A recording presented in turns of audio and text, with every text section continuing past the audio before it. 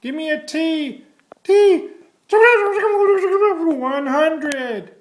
Strtrodder100. Woo!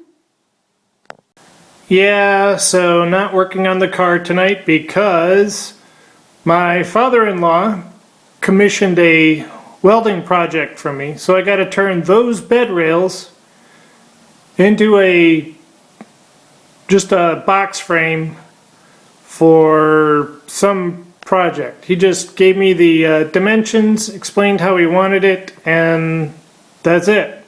I'm just supposed to weld it together, make sure it's strong, and he'll take care of it from there. So that's all the information I have on it. So it's pretty simple.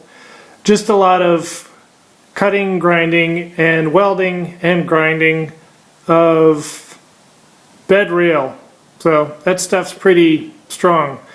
I know because I welded the bottom of my rolly chair. That's a bed rail. So, yep.